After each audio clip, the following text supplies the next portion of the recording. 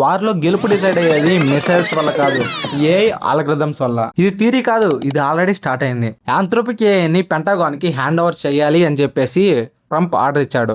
Reason mass surveillance, citizen tracking and autonomous weapons. But Anthropic straight గా చెప్పేసింది మేమైతే red line cross చేయము అని. దీంతో $200 మిలియన్ కాంట్రాక్ట్ గాన్. అండ్ ఇది ట్విస్ట్.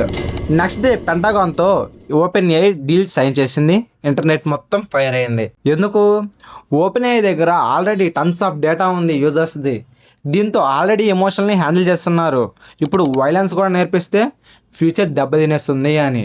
అండ్ దాంతో బాయ్కాట్ క్విట్ జీపీటీ అని చెప్పేసి ట్రెండ్ స్టార్ట్ అయింది. బట్ శామ్ ఆల్ట్మన్ సర్వేలెన్స్ లేదా అటానమస్ వెపన్స్ లేవురా, ఇవేమి లేవురా అంటున్నా సరే nobody believes him. Battlefield లో ఏ ఎందుకు అంత డేంజరస్ అంటే ఎనిమీ మూమెంట్స్ సెకండ్స్ లో ట్రాక్ చేస్తుంది, డ్రోన్ స్పామ్స్ ఏ కోఆర్డినేట్ చేసేస్తుంది, స్ట్రాటజీ ఏ చిటికలో ప్రెడిక్ట్ చేసేస్తుంది. అండ్ ఒక మాట చెప్పాలంటే ఏ ఎటుపక్క అయితే ఉంటుందో అటుపక్క speed, intelligent and advantage everything. And ఇప్పుడు జీపీటీ 5.3 రిలీజ్ అయింది. రియల్ క్వశ్చన్ ఇది, ఏఐని కంట్రోల్ చేసేది ఎవరు? హ్యూమన్సా లేకపోతే ఏఐనే కంట్రోల్ చేస్తుందా? అసలు ఈ టైంలో ఓపెన్ ఏఐ 5.3 రిలీజ్ చేయడానికి కారణం ఏంటి? మీ ఒపీనియన్ అయితే ప్రెడిక్ట్ చేసి కామెంట్ చేయండి. అండ్ నెక్స్ట్ అప్డేట్ కోసం సబ్స్క్రైబ్ అండ్ ఫాలో మర్చిపోమాకండి.